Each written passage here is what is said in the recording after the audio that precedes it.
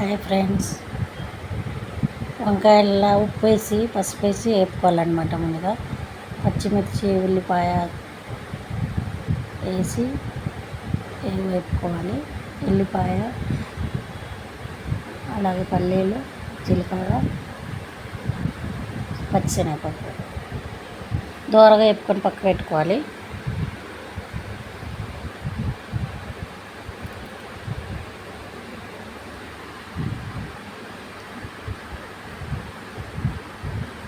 ఉల్లిపాయ, పచ్చిమిర్చి, టమాటా అవి కొంచెం వేపుకొని పక్కన పెట్టుకోవాలి.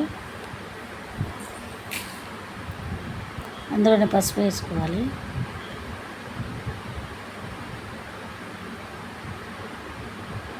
అవి కొంచెం మగ్గిపోయాక ఫ్రై చేసి పక్క పెట్టుకొని తర్వాత మిక్సీ జార్లో పెట్టుకోవాలన్నమాట. మనం ఇందాక చూపించాం కదా,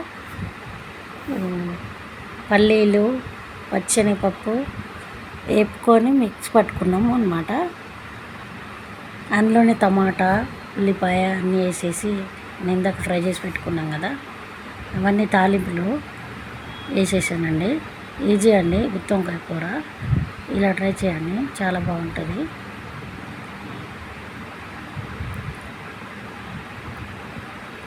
ఆ గ్రేవీ అంతా మరుగుతున్నప్పుడు మనం వంకాయ ఫ్రై చేసుకుని అందులో వేసేయాలండి.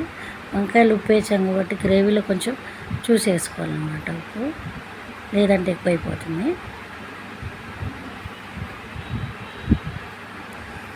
చాలా బాగుంటుంది. రైస్లోకి, రోటీలోకి చాలా బాగుంటుంది అన్నమాట.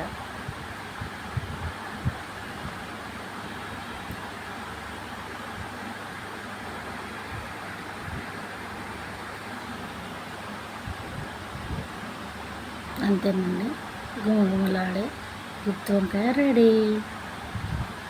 బాయ్ ఫ్రెండ్స్, చూసారా ఎలా వచ్చిందో? అలా చాలా బాగుంటుంది. సింపుల్, తొందరగా కూడా అయిపోతుంది, ఎక్కువ టైం పట్టుతుంది అన్నమాట.